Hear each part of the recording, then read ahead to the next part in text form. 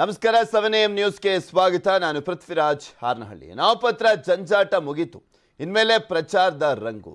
ಇನ್ಮುಂದೆ ಬಿಜೆಪಿ ರಾಷ್ಟ್ರೀಯ ನಾಯಕರ ದಂಡಯಾತ್ರೆ ಮತ್ತೆ ಶುರುವಾಗ್ತಾ ಇದೆ. ಕೇಂದ್ರ ಗೃಹ ಸಚಿವ ಅಮಿತ್ ಶಾರಿಂದ ರಾಜ್ಯ ಪ್ರವಾಸವನ್ನ ಕೈಗೊಳ್ಳಲಾಗಿದೆ. ಚುನಾವಣೆ ಘೋಷಣೆ ನಂತರ ಬಿಜೆಪಿಯ ಹೈಕಮಾಂಡ್ ನಾಯಕರು ಬರ್ತಾ ಇದ್ದಾರೆ. ಈಗ ಅಮಿತ್ ಶಾ ಅವರು ಚುನಾವಣೆ ಘೋಷಣೆಯಾದ ಬಳಿಕ ಬರ್ತಾ ಇರುವಂತ ಮೊದಲ ರ್ಯಾಲಿಯಲ್ಲಿ ಭಾಗವಹಿಸ್ತಾ ಇದ್ದಾರೆ. ಇಂದು ಬೆಂಗಳೂರಿಗೆ ಆಗಮಿಸ್ತಾ ಇದ್ದಾರೆ ಅಮಿತ್ ಶಾ.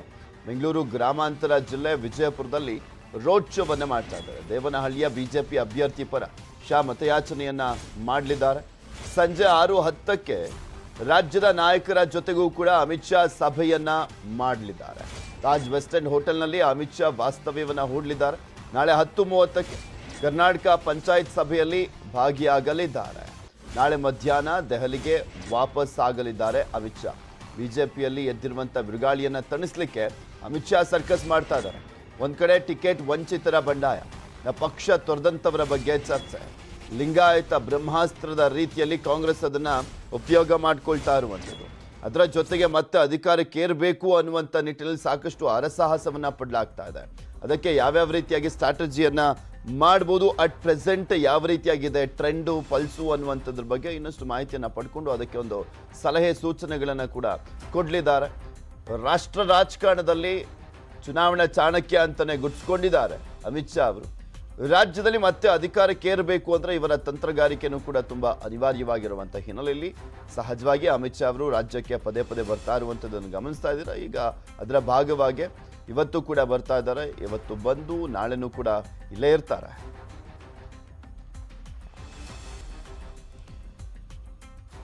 ಇವತ್ತು ಬೆಂಗಳೂರಿಗೆ ಆಗಮಿಸ್ತಾ ಇದ್ದಾರೆ ಅಮಿತ್ ಶಾ ಅವರು. ನಾಮಪತ್ರ ಜಂಜಾಟ ಮುಗಿದ ನಂತರ ಇನ್ಮೇಲೆ ಪ್ರಚಾರದ ರಂಗು ಇನ್ನಷ್ಟು ಕಾವನ್ನ ಪಡ್ಕೊಳ್ಳುತ್ತೆ. ಬಿಜೆಪಿ ರಾಷ್ಟ್ರೀಯ ನಾಯಕರ ದಂಡು ಆಗಮಿಸ್ತಾ ಇರುವಂಥದ್ದು. ಅಮಿತ್ ಶಾ ಅವರು ರಾಜ್ಯ ಪ್ರವಾಸವನ್ನು ಕೈಗೊಂಡಿದ್ದಾರೆ. ಬೆಂಗಳೂರು ಗ್ರಾಮಾಂತರ ಜಿಲ್ಲೆ ವಿಜಯಪುರದಲ್ಲಿ ರೋಡ್ ಶೋವನ್ನು ಮಾಡಲಿದ್ದಾರೆ. ಇನ್ನು ದೇವನಹಳ್ಳಿಯ ಬಿಜೆಪಿ ಅಭ್ಯರ್ಥಿ ಪರವಾಗಿಯೂ ಕೂಡ ಅಮಿತ್ ಶಾ ಅವರು ಮತಯಾಚನೆಯನ್ನು ಮಾಡಿರುವಂಥದ್ದು. ಸಂಜೆ 6:10ಕ್ಕೆ ರಾಜ್ಯದ ನಾಯಕರ ಜೊತೆಗೆ ಅಮಿತ್ ಶಾ ಸಭೆಯನ್ನ ಮಾಡ್ತಾ ಇದ್ದಾರೆ. ತಾಜ್ ವೆಸ್ಟ್ ಎಂಡ್ ಹೋಟೆಲ್ನಲ್ಲಿ ಅಮಿತ್ ಶಾ ಅವರು ವಾಸ್ತವ್ಯವನ್ನು ಕೂಡ ಹೂಡ್ತಾ ಇರುವಂಥದ್ದು. ಇನ್ನು ನಾಳೆ 10:30ಕ್ಕೆ ಕರ್ನಾಟಕ ಪಂಚಾಯತ್ ಸಭೆಯಲ್ಲೂ ಕೂಡ ಭಾಗಿಯಾಗ್ತಾ ಇರುವಂಥದ್ದು. ನಾಳೆ ಮಧ್ಯಾಹ್ನ ದೆಹಲಿಗೆ ವಾಪಸ್ ಆಗಲಿದ್ದಾರೆ ಅಮಿತ್ ಶಾ. ಈ ಸಭೆಗಳು ನಂತರ ರೋಡ್ ಶೋ ಎಲ್ಲ ಭಾಗಿಯಾದ ಬಳಿಕ ನಾಳೆ ಮಧ್ಯಾಹ್ನ ದೆಹಲಿಗೆ ವಾಪಸ್ ಆಗ್ತಾರೆ. ಬಿಜೆಪಿಯಲ್ಲಿ ಸಾಕಷ್ಟು ವಿಚಾರಗಳು ಚರ್ಚೆ ಆಗ್ತಾ ಇರುವಂಥದ್ದು. ಅದರ ಜೊತೆಗೆ ಅಸಮಾಧಾನಗಳು ಕೂಡ ಸ್ಫೋಟ ಆಗ್ತಾನೇ ಹೋಗ್ತಾ ಇರುವಂಥದ್ದು. ಹೈಕಮಾಂಡ್ ನಾಯಕರ ವಿರುದ್ಧನೂ ಕೂಡ ಸಾಕಷ್ಟು ಜನ ಈಗ ಆಲ್ರೆಡಿ ಅಸಮಾಧಾನ ವ್ಯಕ್ತಪಡಿಸಿರುವಂಥದ್ದನ್ನು ನೋಡಿದ್ದೀವಿ. ಇದೆಲ್ಲದಕ್ಕೂ ಕೂಡ ತೇಪೆ ಹಚ್ಚುವಂಥ ಕೆಲಸವನ್ನು ಅಮಿತ್ ಶಾ ಅವರು ಮಾಡಲಿದ್ದಾರೆ. ಇದ್ರ ಬಗ್ಗೆ ಇನ್ನಷ್ಟು ಮಾಹಿತಿಯನ್ನು ನೀಡ್ತಾರೆ ನಮ್ಮ ಪೊಲಿಟಿಕಲ್ ಬ್ಯೂರೋ ಮುಖ್ಯಸ್ಥರಾಗಿರುವಂಥ ಚಿದಾನ್ ಪಟೇಲ್ ನಮ್ಮ ಜೊತೆ ನೇರ ಸಂಪರ್ಕದಲ್ಲಿ ಜಾಯ್ನ್ ಆಗ್ತಾ ಇದ್ದಾರೆ. Good morning Chidan Patel. ಅಮಿತ್ ಶಾ ಅವರು ಇವತ್ತು ರಾಜ್ಯಕ್ಕೆ ಆಗಮಿಸ್ತಾ ಇರುವಂಥ ಹಿನ್ನೆಲೆ ಸಹಜವಾಗಿ ಚುನಾವಣೆ ಘೋಷಣೆ ಆದ ಬಳಿಕ ಟಿಕೆಟ್ ಹಂಚಿಕೆಯ ಬಳಿಕ ಸಾಕಷ್ಟು ಗೊಂದಲಗಳು ಬಿಜೆಪಿಯಲ್ಲಿ ಕಾಣಿಸ್ತಾ ಇರುವಂಥದ್ದು. ಗೊಂದಲದ ಗೂಡಾಗ್ಬಿಟ್ಟಿದೆ ಬಿಜೆಪಿ ಮನೆ. ಇವಾಗ ಅದನ್ನೆಲ್ಲ ಬಗೆಹರಿಸುವಂಥ ನಿಟ್ಟಿನಲ್ಲಿ ಯಾವ್ಯಾವ ರೀತಿಯಾಗಿ ತಂತ್ರಗಾರಿಕೆಯನ್ನು ಮಾಡಲಾಗ್ತದೆ, ಅವರ 2 ದಿನದ ಪ್ರವಾಸದ ಹೈಲೈಟ್ಸ್ ಅಂತ ನೋಡೋದಾದ್ರೆ ನಾವು.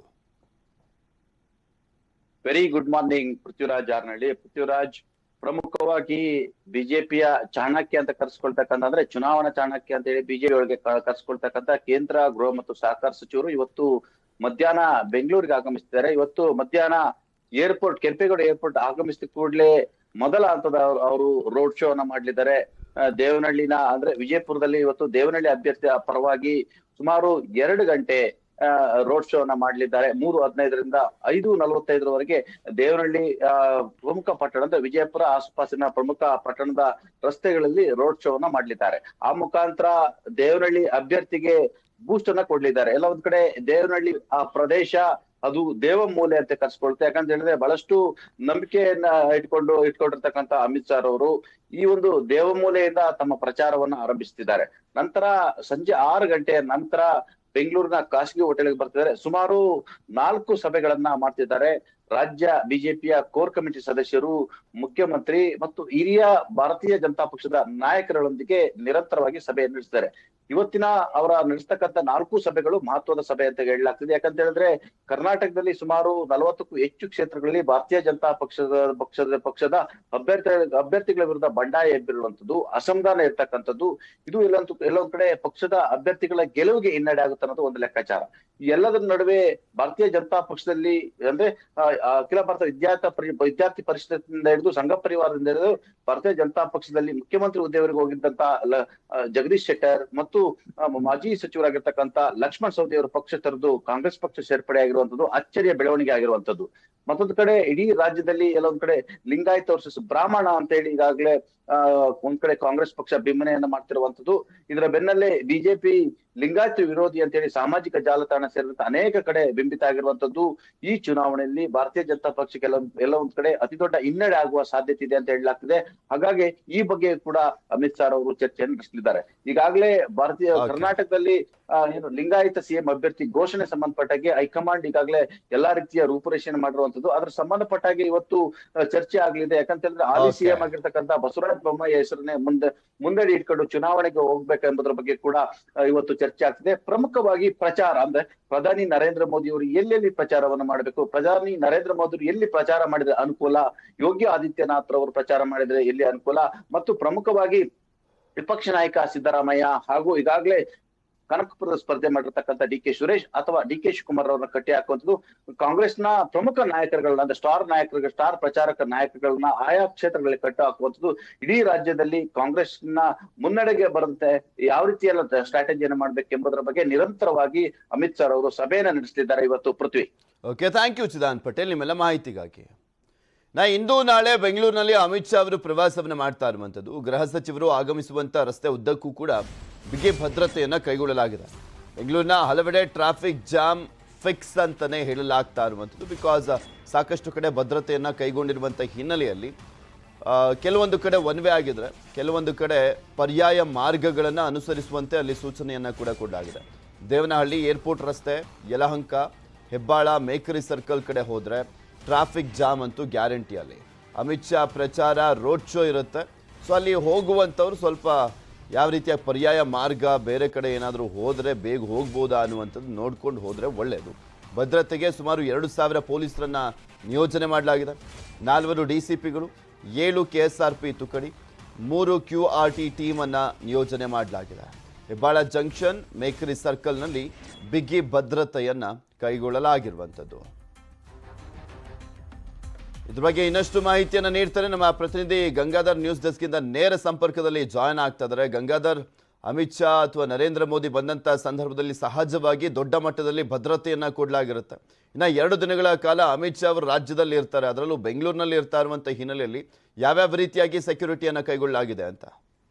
ಪೃಥ್ವಿರಾಜ್, ಪ್ರಮುಖವಾಗಿ ಕೇಂದ್ರ ಗೃಹ ಸಚಿವ ಅಮಿತ್ ಶಾ ಅವರು ಬೆಂಗಳೂರಿಗೆ ಮತ್ತೆ ದೇವನಹಳ್ಳಿಯಲ್ಲಿ ಒಂದು ರೋಡ್ ಶೋ ಇರುವಂತದ್ದು. ಈ ಸಂದರ್ಭದಲ್ಲಿ ಪೊಲೀಸರು ಸಹ ಒಂದು ಕಟ್ಟೆಚ್ಚರವನ್ನು ವಹಿಸಿದ್ದಾರೆ. ಪ್ರಮುಖವಾಗಿ ಇವತ್ತು 3 ಗಂಟೆಗೆ ದೇವನಹಳ್ಳಿಯ ಅಂತಾರಾಷ್ಟ್ರೀಯ ವಿಮಾನ ನಿಲ್ದಾಣಕ್ಕೆ ಅಲ್ಲಿ ಅಮಿತ್ ಶಾ ಅವರು ಆಗಮಿಸ್ತಾರೆ. ಅನಂತರ ಅಲ್ಲಿಂದ ಕಾರಿನ ಮೂಲಕವಾಗಿ ದೇವನಹಳ್ಳಿಯ ವಿಜಯಪುರದಲ್ಲಿ ಒಂದು ರೋಡ್ ಶೋ ಅಲ್ಲಿ ಭಾಗಿಯಾಗುವಂಥದ್ದು. ಅನಂತರ 6 ಗಂಟೆಗೆ ಅವರು ಬೆಂಗಳೂರಿನ ತಾಜ್ ವೆಸ್ಟ್ ಹೋಟೆಲ್ನಲ್ಲಿ ಒಂದು ಬಿಜೆಪಿ ಪ್ರಮುಖ ನಾಯಕರ ಒಂದು ಜೊತೆಯಲ್ಲಿ ಒಂದು ಸಭೆಯನ್ನು ಮಾಡುವಂಥದ್ದು. ಆ ರೋಡ್ ಶೋ ಅಲ್ಲಿ ಈಗ ಪ್ರಮುಖವಾಗಿ ಬೆಂಗಳೂರು ಗ್ರಾಮಾಂತರ ಪೊಲೀಸರು ಜೊತೆಗೆ ನಗರ ಪೊಲೀಸರು ಇಬ್ಬರಿಂದಲೂ ಕೂಡ ಅಲ್ಲಿ ರೋಡ್ ಶೋ ಸಂದರ್ಭದಲ್ಲಿ ಒಂದು ಕಟ್ಟೆಚ್ಚರವನ್ನು ವಹಿಸಿ ಭಾರಿ ಪೊಲೀಸ್ ಬಂದೋಬಸ್ತ್ ಮಾಡ್ಕೊಂಡಿದ್ದಾರೆ. ಸುಮಾರು 2,000 ಪೊಲೀಸರನ್ನ ಬಂದೋಬಸ್ತ್ಗೆ ಅಲ್ಲಿ ನಿಯೋಜನೆಯನ್ನ ಮಾಡಿಕೊಟ್ಟಿರೋದು. ಜೊತೆಗೆ 4 DCPಗಳು ಜೊತೆಗೆ ಗ್ರಾಮಾಂತರ SP ಮತ್ತೆ IGP ಅವರನ್ನು ಕೂಡ ಅಲ್ಲಿ ಭದ್ರತೆ ನಿಯೋಜನೆಯನ್ನ ಮಾಡಿಕೊಂಡಿರೋದು. ನಂತರ ಅವರು ಇಲ್ಲಿ ಪ್ರಮುಖವಾಗಿ ಅಲ್ಲಿ ರೋಡ್ ಶೋನ ಮುಗಿಸ್ಕೊಂಡು ಬೆಂಗಳೂರಿಗೆ ಅಂದ್ರೆ ತಾಜ್ ವೆಸ್ಟ್ ಹೋಟೆಲ್ಗೆ ಬರುವಂತ ಸಂದರ್ಭದಲ್ಲಿ ಯಾವುದೇ ಅಲ್ಲಿ ಟ್ರಾಫಿಕ್ ಜಾಮ್ ಆಗುವಂತ ಸಾಧ್ಯತೆಗಳಿದೆ. ಹೀಗಾಗಿ ಮೇಕ್ರಿ ಸರ್ಕಲ್ ಮತ್ತೆ ಹೆಬ್ಬಾಳ ಆಗಿರ್ಬೋದು, ಇಲ್ಲಿ ಜಂಕ್ಷನ್ಗಳಲ್ಲಿ ಟ್ರಾಫಿಕ್ ಪೊಲೀಸರನ್ನ ಡೈವರ್ಷನ್ ಮಾಡೋ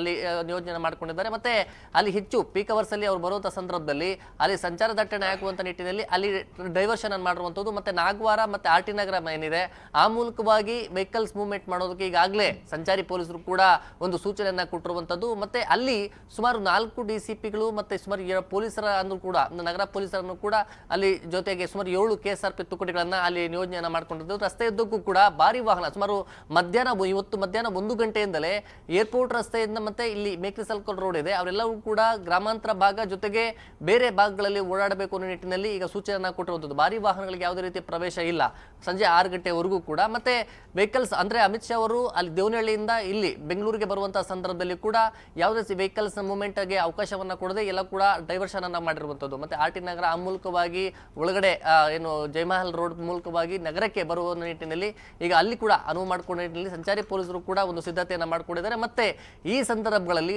ರೋಡ್ ಶೋ ಆಗಿರ್ಬೋದು ಮತ್ತೆ ಇಲ್ಲಿ ಅಮಿತ್ ಶಾ ಅವರು ಬರುವಂತಹ ಸಂದರ್ಭದಲ್ಲಿ ಹಿಂದೆ ಕೂಡ ಅಮಿತ್ ಶಾ ಅವರು ನಗರಕ್ಕೆ ಬರುವಂತಹ ಸಂದರ್ಭದಲ್ಲಿ ಪೂರ್ವ ವಿಭಾಗದಲ್ಲಿ ಇವರು ಅಚಾನಕ್ ಆಗಿ ಇಬ್ಬರು ಯುವಕರು ಅವ್ರ ವೆಹಿಕಲ್ ಅಲ್ಲಿ ಮೂವ್ಮೆಂಟ್ ಆಗಿದ್ರು, ವೆಹಿಕಲ್ ಅಲ್ಲಿ ಬಂದಿದ್ರು. ಹೀಗಾಗಿ ಈ ಬಾರಿ ಅಮಿತ್ ಶಾ ಅವರು ನಗರಕ್ಕೆ ಬರೋದು ಬಹಳ ಕಟ್ಟೆಚ್ಚರವನ್ನು ವಹಿಸಿದ್ದಾರೆ. ಮತ್ತೆ ಅದರಲ್ಲಿ ಪ್ರಮುಖವಾಗಿ ನಗರ ಪೊಲೀಸರು ಈ ಬಾರಿ ಯಾವುದೇ ರೀತಿ ಭದ್ರತಾ ಲೋಪದಲ್ಲಿ ಯಾವುದೇ ಸಮಸ್ಯೆಗಳು ಭದ್ರತಾ ಲೋಪ ಆಗಬಾರದು ಅನ್ನೋ ನಿಟ್ಟಿನಲ್ಲಿ ಎಚ್ಚರಿಕೆಯನ್ನು ಹೆಚ್ಚಿನ ಪೊಲೀಸ್ ಬಂದೋಬಸ್ತನ್ನ ಮತ್ತೆ ರಸ್ತೆಯಲ್ಲಿ ಬರುವಂತಹ ಸಂದರ್ಭದಲ್ಲಿ ಕೂಡ ಬಹಳ ದೂರದಲ್ಲೇ ವೆಹಿಕಲ್ಸ್ ಮೂವ್ಮೆಂಟ್ ಅನ್ನು ತಡೆಯುವ ನಿಟ್ಟಿನಲ್ಲಿ ಎಲ್ಲ ಪ್ಲಾನ್ ಅನ್ನ ಮಾಡ್ಕೊಂಡಿರುವಂತದ್ದು. ಪೃಥ್ವಿರಾಜ್. ಓಕೆ ಗಂಗಾಧರ್, ಹಾಗೆ ಸಂಪರ್ಕದಲ್ಲಿರಿ, ಮತ್ತಷ್ಟು ಮಾಹಿತಿಯನ್ನ ಪಡ್ಕೊಳ್ತಾ ಹೋಗ್ತೀನಿ. ಸ್ಯಾಂಡಲ್ವುಡ್ ನಟ ಕಿಚ್ಚ ಸುದೀಪ್ಗೆ ಬೆದರಿಕೆ ಪತ್ರ ಬಂದಿತ್ತು. ಆ ಕೇಸ್ಗೆ ಸಂಬಂಧಪಟ್ಟಂತೆ ಕೇಸ್ ರಿಜಿಸ್ಟರ್ ಆಗಿ 2 ವಾರ ಆದರೂ ಕೂಡ ಆರೋಪಿ ಸುಳಿವು ಮಾತ್ರ ಸಿಕ್ಕಿಲ್ಲ. ಪೋಸ್ಟ್ ಆಫೀಸ್ನಲ್ಲಿ ಲೆಟರ್ ಹಾಕಿದ್ದಂಥ ಇಬ್ಬರ ಬಗ್ಗೆ ಇನ್ನೂ ಮಾಹಿತಿ ಸಿಕ್ಕಿಲ್ಲ. CCTVಗೆ ಕಾಣದಂತೆ ಕಿಡಿಗೇಡಿಗಳಿಂದ ಪಕ್ಕಾ ಪ್ಲಾನ್ ಅನ್ನ ಮಾಡಲಾಗಿದೆ. ಪೋಸ್ಟ್ ಆಫೀಸಿಗೆ ಬಂದಂಥ ಕಾರನ್ನ ಪತ್ತೆ ಮಾಡಿದ್ರು CCB ಅಧಿಕಾರಿಗಳು. ಕಾರ್ ನಂಬರ್ ಮೂಲಕ ಸ್ವಿಫ್ಟ್ ಕಾರು ಚಾಲಕನ ವಿಚಾರಣೆಯನ್ನ ಕೂಡ ಮಾಡಲಾಯಿತು. ವಿಚಾರಣೆ ವೇಳೆ ಕಾರಿಗೆ ನಕಲಿ ನಂಬರ್ ಪ್ಲೇಟ್ ಅನ್ನ ಬಳಸಿರುವಂಥದ್ದು ಪತ್ತೆ ಆಗಿತ್ತು. ಕೆಲಸ ಬಿಟ್ಟಿದ್ದಂಥ ಸುದೀಪ್ ಕಾರು ಚಾಲಕನ ಬಗ್ಗೆಯೂ ಕೂಡ ವಿಚಾರಣೆಯನ್ನ ಮಾಡಲಾಯಿತು. ಕೃತ್ಯದಲ್ಲಿ ಭಾಗಿಯಾದಂಥದ್ರ ಬಗ್ಗೆ ಯಾವುದೇ ಮಾಹಿತಿ ಇಲ್ಲ. ದೂರು ಕೊಟ್ಟು ಕಮಿಷನರ್ ಭೇಟಿ ಮಾಡಿದ್ರು ಜಾಕ್ ಮಂಜು ಅವರು. ತನಿಖೆ ಮಾಡ್ತಾ ಇರುವಂಥ CCBಗೆ ಕೊಡ್ತಾ ಇಲ್ವಂತ ಯಾವುದೇ ರೀತಿಯಾದಂಥ ಸಹಕಾರವನ್ನ. ಇತ್ತ ನಟ ಸುದೀಪ್ ಸಹ ಆರೋಪಿಗಳ ಹೆಸರನ್ನ ಹೇಳ್ತಾ ಇಲ್ವಂತೆ. ಇದ್ರ ಬಗ್ಗೆ ಇನ್ನಷ್ಟು ಮಾಹಿತಿಯನ್ನ ಪಡ್ಕೊಳ್ಳೋಣ. ನಮ್ಮ ಪ್ರತಿನಿಧಿ ನೇರ ಸಂಪರ್ಕದಲ್ಲೇ ಇದ್ದಾರೆ. ಗಂಗಾಧರ್, ಇವರೇ ತನಿಖೆಗೆ ಸಹಕಾರವನ್ನ ಕೊಡ್ಲಿಲ್ಲ ಅಂದ್ರೆ ಮತ್ತಿನ್ ಹೆಂಗ್ ತನಿಖೆ ಮಾಡೋದು ಅಂತ ಅಧಿಕಾರಿಗಳು? ಪೃಥ್ವಿರಾಜ್, ರಾಜ್ಯದ ಖ್ಯಾತ ನಟ ಆಗಿರುವಂತಹ ಸುದೀಪ್ ಅವರಿಗೆ ಬೆದರಿಕೆ ಪತ್ರ ಬಂದಿದೆ ಅಂತ ಹೇಳಿ ಗೊತ್ತಾದ ತಕ್ಷಣ ಇಡೀ ರಾಜ್ಯದಲ್ಲಿ ಒಂದು ಸಂಚಲನವನ್ನ ಕ್ರಿಯೇಟ್ ಮಾಡಿದಂತಹ ಪ್ರಕರಣವದು. ಅದು ನಂತರ ಆದರೆ ಪುಟ್ಟೇನಹಳ್ಳಿ ದಾಖಲಾಗಿದ್ದಂತಹ ಕೇಸನ್ನ ಕೂಡಲೇ ಪೊಲೀಸ್ ಕಮಿಷನರ್ ಆ ಪ್ರಕರಣವನ್ನ CCBಗೆ ಹಸ್ತಾಂತರವನ್ನ ಮಾಡ್ತಾರೆ. ಆ ಸಂದರ್ಭದಲ್ಲಿ ಮಾತಾಡೋ ಸಂದರ್ಭದಲ್ಲಿ ಯಾರು ಈ ಒಂದು ಕೃತ್ಯವನ್ನ ಬೆದರಿಕೆ ಪತ್ರವನ್ನು ನಡೆಸಿದ್ದಾರೆ ಮತ್ತೆ ಅದರಲ್ಲಿ ಉಲ್ಲೇಖವಾದಂತಹ ಅಂಶಗಳ ವಿಚಾರವಾಗಿ ಕೂಡ ಮಾತನಾಡಿರುವಂತಹ ಸಂದರ್ಭ ಸುದೀಪ್ ಅವರು ಯಾರು ಮಾಡಿದ್ದಾರೆ ಅನ್ನೋದು ಗೊತ್ತು ನನಗೆ ಅನ್ನೋ ನಿಟ್ಟಿನಲ್ಲಿ ಮಾತನಾಡಿದ್ರು. ಆದ್ರೆ ಸುಮಾರು ಈ ಪ್ರಕರಣ ನಡೆದು 2 ವಾರ ಆಗಿದೆ. ಆದ್ರೆ ಇದುವರೆಗೂ ಕೂಡ ಈ ಬೆದರಿಕೆ ಪತ್ರವನ್ನ ಪೋಸ್ಟ್ ಆಫೀಸ್ ಮೂಲಕವಾಗಿ ಕಳಿಸುವಂತವ್ರು ಯಾರು ಅನ್ನೋದು ಕೂಡ ಸುಳಿವು ಕೂಡ ಇನ್ನೂ ಕೂಡ CCB ಪೊಲೀಸರಿಗೆ ಸಿಕ್ಕಿಲ್ಲ. ಕಾರಣ ಇಷ್ಟೇ, ಅಲ್ಲಿ ಓಡಾಡೋ ಕಾರ್ ಒಂದು ಸ್ವಿಫ್ಟ್ ಕಾರ್ ಅಲ್ಲಿ ಅವ್ರ ಮೂವ್ಮೆಂಟ್ ಆಗಿರುವಂತಹ CCTVಯಲ್ಲಿ ರೆಕಾರ್ಡ್ ಆಗಿದೆ. ಆದ್ರೆ ಆ ಕಾರು ಫೇಕ್ ನಂಬರ್ ಪ್ಲೇಟ್ ಅನ್ನ ಬಳಸಿಕೊಂಡು ಆರೋಪಿಗಳು ಕೃತ್ಯ ಮಾಡಿರುವಂತದ್ದು, ಪಕ್ಕ ಪ್ಲಾನ್ ಮಾಡಿ ಅಲ್ಲಿ ಓಡಾಟ ನಡೆಸಿರುವಂತದ್ದು ತನಿಖೆ ವೇಳೆ ಗೊತ್ತಾಗ್ತಾ ಇದೆ. ಆದ್ರೆ ಈಗಾಗಲೇ ಏನು ಸುದೀಪ್ ಆಗಿರ್ಬೋದು ಮತ್ತೆ ಜಾಕ್ ಮಂಜು ದೂರು ಕೊಡೋ ಸಂದರ್ಭದಲ್ಲಿ ಅಲ್ಲಿ ಕೆಲಸ ಮಾಡ್ತಾ ಇದ್ದಂತಹ ಸುದೀಪ್ ಅವ್ರ ಜೊತೆ ಕಾರು ಚಾಲಕನ ಏನು ಕೆಲಸ ಮಾಡ್ತಾ ಇದ್ದ ಆತನ ಮೇಲೆ ಕೂಡ ಒಂದು ಅನುಮಾನವನ್ನ ವ್ಯಕ್ತಪಡಿಸಿದ್ರು. ಆತನನ್ನ ವಿಚಾರಣೆ ಮಾಡಿದ ಸಂದರ್ಭದಲ್ಲಿ ಆತ ಈ ಕೃತ್ಯವನ್ನು ನಡೆಸಿರುವ ಸಂಬಂಧಪಟ್ಟಂತೆ ಯಾವುದೇ ರೀತಿಯ ಸಾಕ್ಷ್ಯಾಧಾರಗಳು ಇನ್ನೂ ಕೂಡ CCB ಪೊಲೀಸರಿಗೆ ಸಿಕ್ಕಿಲ್ಲ.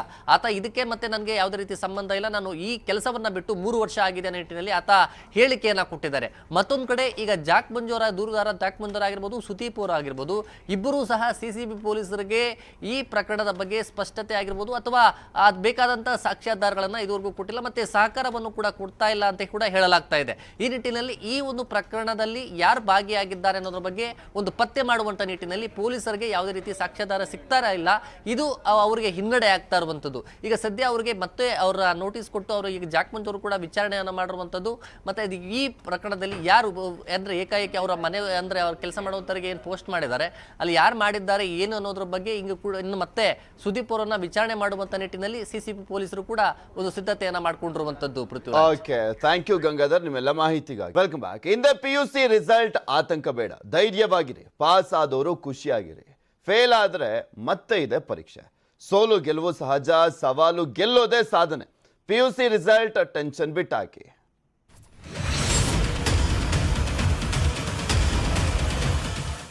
ದ್ವಿತೀಯ PU ಪರೀಕ್ಷೆಯ ಫಲಿತಾಂಶಕ್ಕೆ ಕೌಂಟ್ ಡೌನ್ ಶುರುವಾಗಿದೆ. ಇಂದು 7,26,000 ವಿದ್ಯಾರ್ಥಿಗಳ ಭವಿಷ್ಯ ನಿರ್ಧಾರ ಆಗಿದೆ. ಬೆಳಗ್ಗೆ 11 ಗಂಟೆಗೆ ದ್ವಿತೀಯ PUC ಫಲಿತಾಂಶ ಪ್ರಕಟಗೊಳ್ಳಲಿದೆ. 7,26,000 ವಿದ್ಯಾರ್ಥಿಗಳು ಎಕ್ಸಾಮನ್ನು ಬರೆದಿದ್ದಾರೆ. ಅವರ ರಿಸಲ್ಟ್ ಇವತ್ತು ಅನೌನ್ಸ್ ಆಗುತ್ತೆ 11 ಗಂಟೆಗೆ. ಗೆದ್ದರೂ ಅಷ್ಟೇ, ಸೋತ್ರೂ ಅಷ್ಟೇ, ಅಂದರೆ ಪಾಸ್ ಆದರೂ ಅಷ್ಟೇ, ಫೇಲ್ ಆದರೂ ಕೂಡ ಅಷ್ಟೇ. ಯಾವುದಕ್ಕೂ ತಲೆ ಕೆಡಿಸ್ಕೊಳ್ಬೇಡಿ. ಪಾಸ್ ಆದಂಥವ್ರು ಮುಂದೆ ಏನು ಆಯ್ಕೆ ಮಾಡ್ಕೊಳ್ಬೇಕು ಅನ್ನುವಂಥದ್ರ ಬಗ್ಗೆ ಸಹಜವಾಗಿ ಕಾನ್ಸಂಟ್ರೇಟ್ ಮಾಡ್ತಾರೆ. ಫೇಲ್ ಆದಂಥವ್ರಿಗೆ ಸಾಕಷ್ಟು ಅವಕಾಶಗಳಿದೆ, ಮತ್ತು ಎಕ್ಸಾಮು ಕೂಡ ಇರುವಂಥದ್ದು. ಇದ್ರ ಬಗ್ಗೆ ಇನ್ನಷ್ಟು ಮಾಹಿತಿಯನ್ನು ನೀಡ್ತಾರೆ ನಮ್ಮ ಪ್ರತಿನಿಧಿ ಶರಣು ಹಂಪಿ. ನಮ್ಮ ಜೊತೆ ನೇರ ಸಂಪರ್ಕದಲ್ಲಿ ಜಾಯ್ನ್ ಆಗ್ತಾ ಇದ್ದಾರೆ. ಶರಣು ಹಂಪಿ, ಯಾರಿವತ್ತು ಆ್ಯಕ್ಚುಲಿ ರಿಸಲ್ಟನ್ನು ಅನೌನ್ಸ್ ಮಾಡೋದು? ಬಿಕಾಸ್ ಯಾವಾಗಲೂ ಕೂಡ ಶಿಕ್ಷಣ ಸಚಿವರು ಇರ್ತಾರೆ, ಅವರು ಅನೌನ್ಸ್ ಮಾಡ್ತಾರೆ. ಇವತ್ತು ಯಾರು ಅನೌನ್ಸ್ ಮಾಡ್ತಾರೆ? ಎಷ್ಟೊತ್ತಿಗೆ ಅಂದರೆ ತೋರಿಸ್ತಾ ಇದ್ವಿ 11 ಗಂಟೆಗೆ. ಯಾವ ರೀತಿಯಾಗಿ ವಿದ್ಯಾರ್ಥಿಗಳೇ ರೀಚ್ ಆಗುತ್ತೆ ಆ ರಿಸಲ್ಟು ಅಂತ?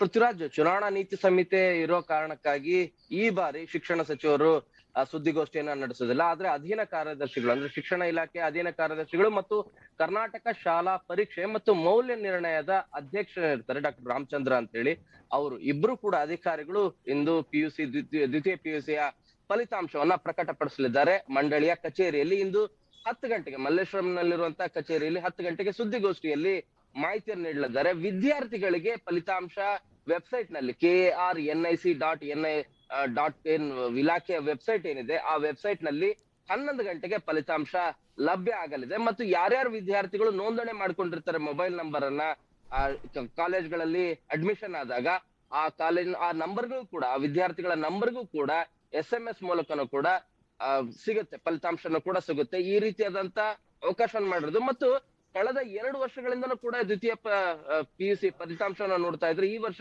ಪ್ರಶ್ನೆ ಪತ್ರಿಕೆ ಪ್ಯಾಟರ್ನ್ ಒಂದಷ್ಟು ಚೇಂಜ್ ಆಗಿದೆ. ಅಂದ್ರೆ ಕರೋನಾ ಬ್ಯಾಚ್ ಅನ್ನೋ ಕಾರಣಕ್ಕಾಗಿ ಈ ವರ್ಷನೂ ಕೂಡ ಬಹು ಆಯ್ಕೆಯ ಪ್ರಶ್ನೆಗಳನ್ನ 20 ಅಂಕಗಳ ಪ್ರಶ್ನೆಗಳನ್ನ ಮಾಡ್ಕೊಟ್ಟಿದ್ದಾರೆ. ಇದು ಅನುಕೂಲ ಆಗತ್ತೆ ಅನ್ನೋದು ಪರೀಕ್ಷಾ ಮಂಡಳಿಯ ಅಭಿಮತ. ಸೊ ಅದರ ರಿಸಲ್ಟ್ ಇವತ್ತು ಏನಾಗತ್ತೆ ಅನ್ನೋದು ಗೊತ್ತಾಗ್ಲಿದೆ. 15 ದಿನದಲ್ಲಿ, ಕೇವಲ 15 ದಿನದಲ್ಲಿ ಸಂಪೂರ್ಣವಾದಂತ ಮೌಲ್ಯಮಾಪನ ಆಗಿದೆ. ಯಾಕಂದ್ರೆ ಕಳೆದ ತಿಂಗಳಷ್ಟೇ ಪರೀಕ್ಷೆ ಮುಗಿದಿತ್ತು. ಸೊ 15 ದಿನದಲ್ಲಿ ಮೌಲ್ಯಮಾಪನ ಕೂಡ ಕಂಪ್ಲೀಟ್ ಮಾಡಿದ್ರೆ, ಯಾಕಂದ್ರೆ ಎಲೆಕ್ಷನ್ ಡ್ಯೂಟಿಗೆ ಹೋಗ್ಬೇಕಾಗಿರೋ ಕಾರಣಕ್ಕಾಗಿ ಕೆಲ ಅಧ್ಯಾಪಕರು ಮತ್ತು ಪ್ರಾಧ್ಯಾಪಕರು ಈ ಹಿನ್ನೆಲೆಯಲ್ಲಿ ಸಾಧ್ಯ ಆದಷ್ಟು ಬೇಗ ಫಲಿತಾಂಶವನ್ನ ಕೊಡ್ಬೇಕು ಅಂತ ಹೇಳಿ ಮೌಲ್ಯಮಾಪನ ಕೂಡ ಬೇಗ ಮುಗಿಸಿದ್ದಾರೆ.